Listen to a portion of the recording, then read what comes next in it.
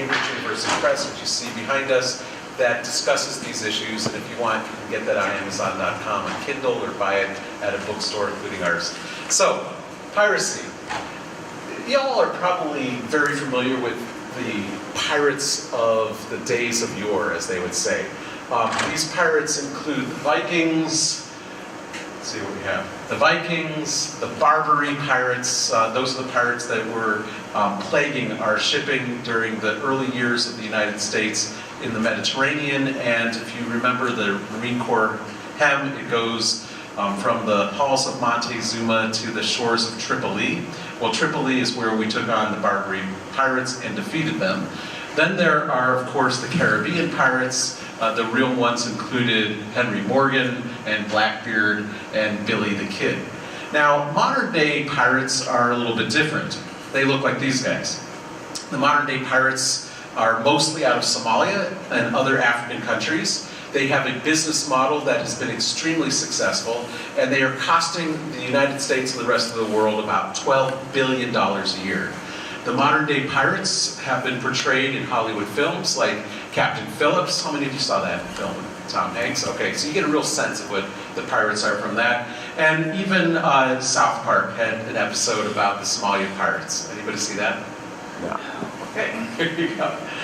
So most people think that the pirate threat has been subdued in the last couple of years because we put literally a huge armada of international destroyers and anti-pirate ships in the Indian Ocean to hunt down the pirates. But in fact, it has not been subdued. It has slowed down a little bit, and as we pull out the naval forces, it's going to return.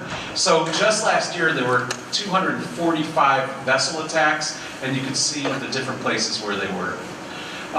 Sometimes the pirates attack American ships and kill Americans, and so this is something that's not just about money, it's about human life, American citizen human life.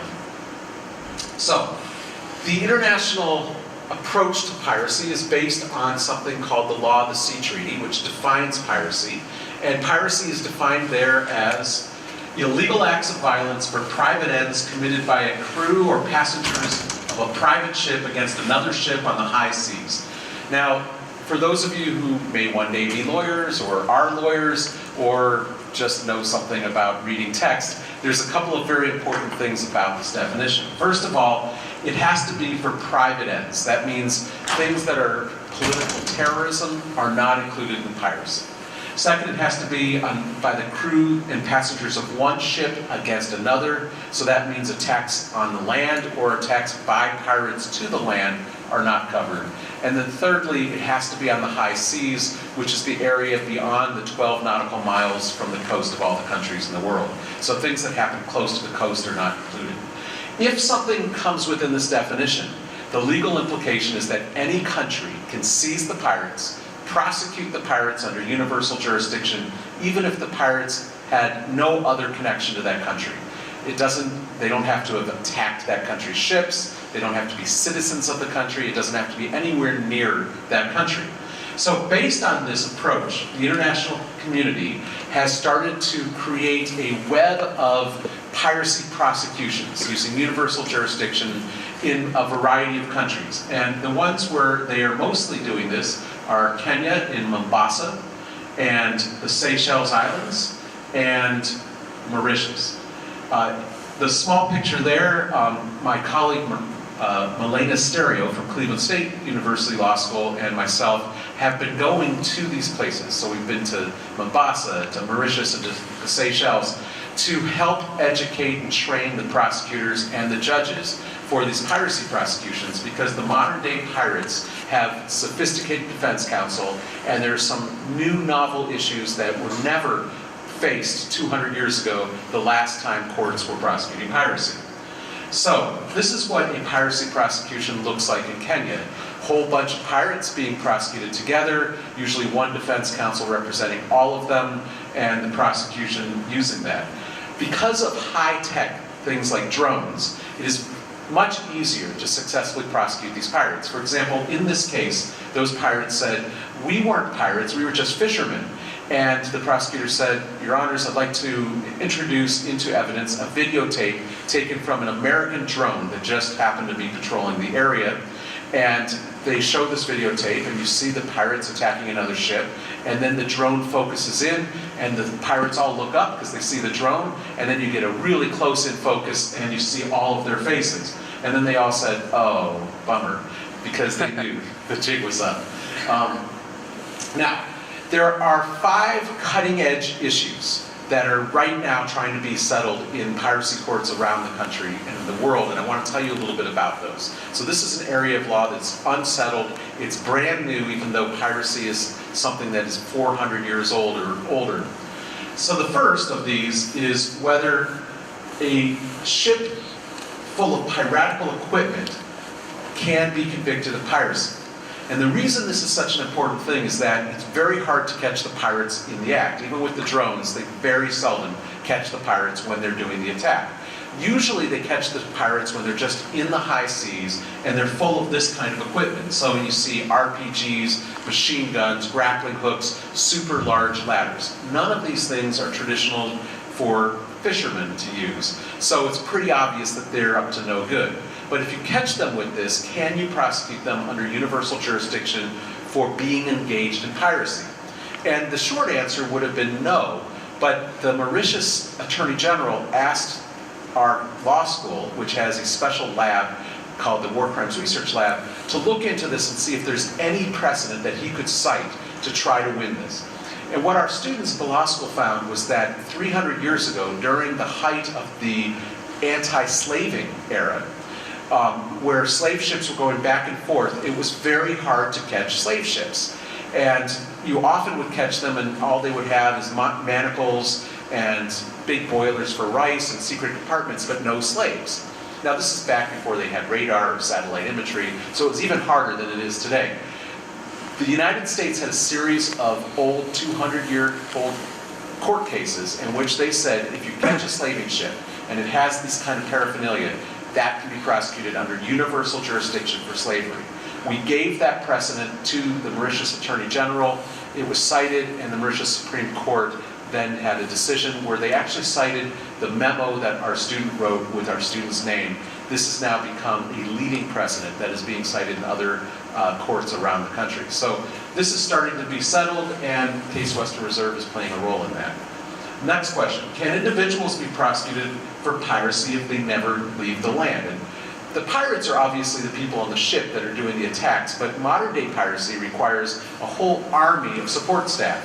These are the people that get the oil, that get the parts for the ships, that recruit the crews, including youngsters, which we'll talk about in a minute, and also that hold the hostages while they're ransoming them off. So can you prosecute those people? And included in that group are higher-ups, financiers, and even corrupt government officials. And if you can't prosecute those people and you're only prosecuting the foot soldiers, you're never going to make any headway because they're basically fungible. So there are court cases pending right now where they're trying to argue that this is all encompassed in the definition of piracy, and we'll find out soon how those cases come out. The third one is, should the payment of ransoms to pirates be made a crime? And basically the reason the pirate model works so well is because if you're going to ship through that area, you will get a special insurance policy for piracy. And if they attack you, the insurers will say, don't worry, we'll handle everything. They will negotiate on your behalf. They will pay the ransoms. The pirates almost never are killing the people. They get the ransoms. They're not even charging that much. They're keeping them about $2 million and lower because they're sort of in an understanding with the insurance companies. The insurance companies hike up the insurance rates. They're making a fortune. The pirates are getting their millions, and the people are inconvenienced for a couple of months while they're, and I say that it could be a very big inconvenience, and it's scary as heck. But it only works as a business model because it is legal to pay off the pirates. They're the pirates getting all of their booty and being all happy. So in the United States, we have long said we don't negotiate with terrorists. And there is a law that says that it is illegal to give material support to terrorists. And there have been cases where they've tried to apply that to people who want to pay ransoms to terrorists. So the question is, should that be extended to paying the pirates? And this is a big controversy. Because for a while, when you start to enforce this rule, the pirates are just going to kill the citizens. And you are basically going to be responsible for the deaths of American and other foreign citizens while you are trying to set a precedent that the business model doesn't pay. No country around the world has yet been willing to do that. So currently, we are in a spiral where we are facilitating piracy by paying off the pirates and allowing the insurance companies to do that. Third question, I guess fourth question, is how best to deal with the problem of child pirates. So the reason that there are so many child pirates is because the United States and the Europeans, who are very enlightened, don't think that young people that are 12 or under, even 14 and under, should be treated as adults and tried piracy courts. So instead, they have this thing called the catch and release method, just like you do for small fish. You catch these youngsters and then you escort them back to Somalia and you say, please don't engage in piracy. So I was asked to speak on this at the United Nations Contact Group on Somalia piracy in Copenhagen. And it's really a tough thing to deal with, because if you are going to allow the pirates to recruit child pirates, and then we're not going to arrest them, but we're just going to return them, then everybody soon is going to be a child pirate. And that is in fact the trend. Over half the pirates now are child pirates. So what I suggested there at Copenhagen was, what they ought to do is one of two things. First, you could have it be prosecuted as a crime against humanity using the precedent of the International Criminal Court in the Lubanga case, which was the first international court to prosecute somebody for the recruitment and use of child soldiers. That's a little bit tough because that only applies during wartime currently. And so we would be applying the precedent during the, quote, war on piracy, and I don't know if it's a real war or not. So I suggested another option, which would be, and this is one you don't have to change any law to do, you just have to convince judges to do. When the judges are deciding on sentencing, and they are deciding what are aggravating factors to increase the penalty, they could say, if you go to sea with a child in your boat, so if you're out there with child pirates, we're going to throw the book at you. We're going to give you a much harsher penalty. And since I suggested this actually was written and adopted by the UN in their proposed rules, and a number of courts in the area have started to do this. And I think it's starting to send the signal that you shouldn't go off with child pirates, because if you get caught, you're going to have to spend a lot more time in jail. Now, the final issue with respect to piracy is whether there should be an international piracy court. And there's a current proposal at the UN for such a court. The problem is that there are many more pirates, there are thousands of them, tens of thousands of them, than there are war criminals. And so currently, when you prosecute war criminals before international tribunals, you usually prosecute the 10 to 20 most senior war criminals, and that's it. When it comes to piracy, if you're focusing on the lower level people, that's not going to be a good match. But you have a question? Time? What did you say, 4 minutes? That's good, we're coming to the end. So what you have to do then is focus, if you're going to do this international tribunal approach, on the pirate financiers, the pirate kingpins, and the corrupt government officials that are in Somalia and Kenya and other countries that make piracy work. And I predict when some of those people are finally caught, that there's going to be a lot of pressure to move those cases out from a tiny little court in Mombasa or Mauritius or the Seychelles into something that's more secure, where you have more sophisticated prosecutors and defense counsel, because you're dealing with higher-ups, and the higher-ups can be a real challenge to the smaller countries and their court systems. So we will see this unfold in coming days, and we're not supposed to take questions, right? But I do have a minute, so if anybody has a question, I'm happy to take a quick one. Anybody? All right. Well, so I was the warm-up act at the beginning of the day. I know that there's going to be a lot of people coming in later. Hopefully you've learned something about the modern scourge of piracy and the challenging legal issues that are currently being decided. And if you want to know more, the book is available. Thank you all very much.